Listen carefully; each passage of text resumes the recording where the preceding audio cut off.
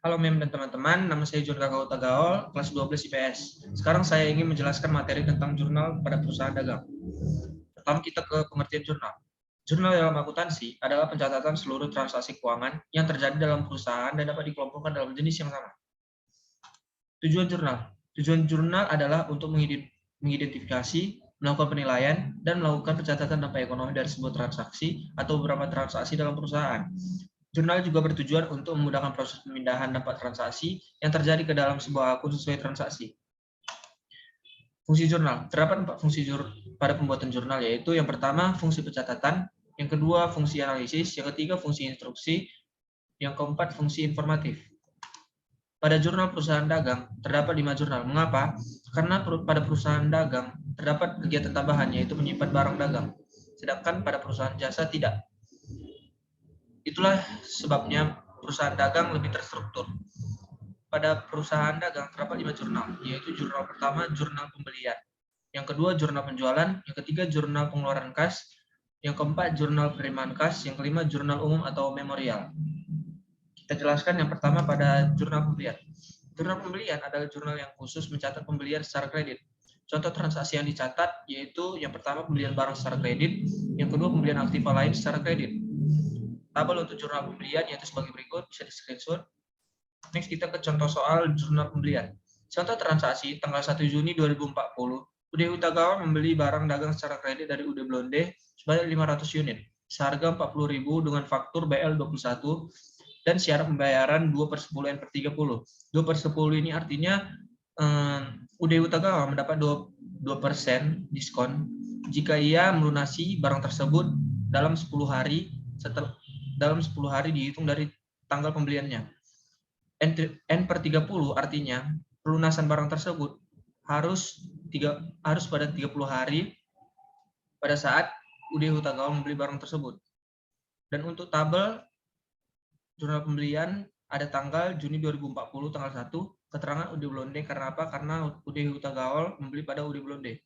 Nomor faktur BL21, syarat pembayaran 2/10 N/30 seperti yang saya jelaskan tadi, dan referensi 500, referensi nomor akun jurnal pembelian.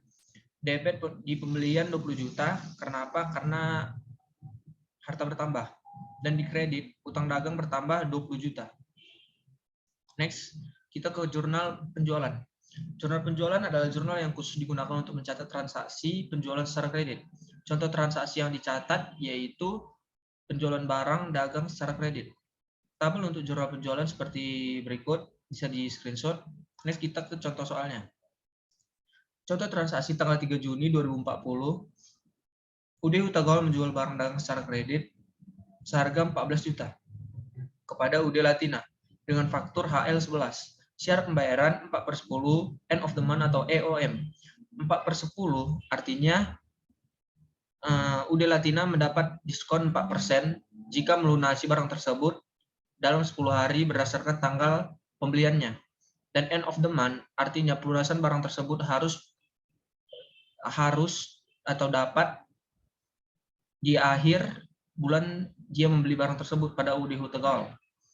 Untuk tanggal terdapat Juni 2040 tanggal 3, nomor faktur HL11, keterangan UD Latina karena UD Latina yang membeli, referensi nomor akun penjualan 400, syarat pembayaran 4/10 end of the month atau EOM, piutang dagang atau debit 14 juta karena piutang dagang adalah harta, berarti di debit, dan penjualan di kredit 14 juta.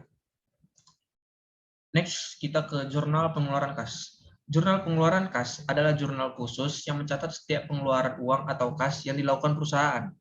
Contoh transaksi yang dicatat yaitu membeli barang dagang secara tunai, melunasi utang dagang, membeli aktiva atau aset secara tunai, membeli barang, membayar utang atau beban, pengambilan pribadi alias prive.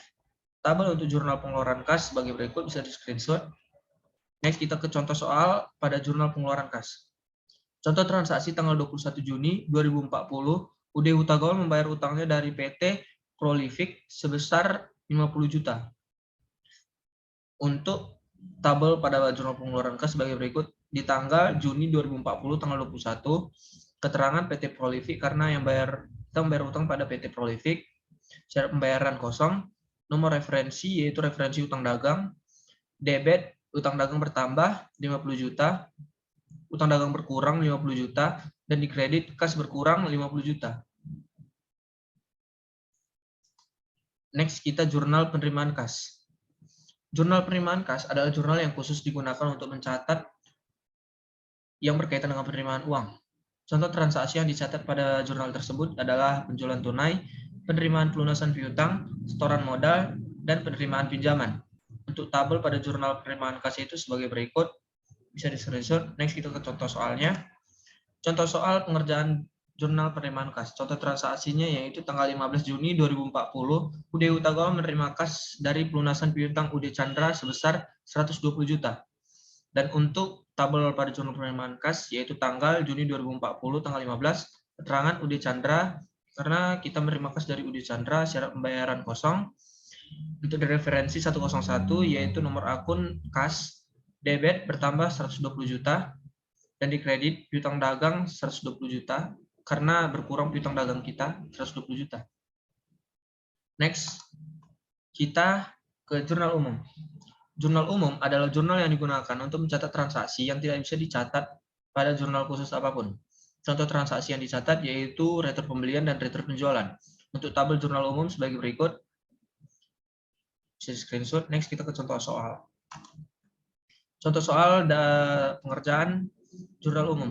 Contoh transaksi tanggal 25 Juni 2040. UD Utagawa mengembalikan barang dagang yang telah dibelinya secara kredit kepada UD Parbus senilai Rp 1.500.000. Untuk tabelnya pada jurnal umum yaitu di tanggal Juni 2040 tanggal 25 di akun atau keterangan utang dagang dengan nomor akun 201 di debit 1.500.000 dan di kredit retur pembelian 503 1.500.000. Terima kasih atas perhatian kalian. Jika ada kesalahan kata atau tingkah laku, mohon maaf. Sekian dan terima kasih.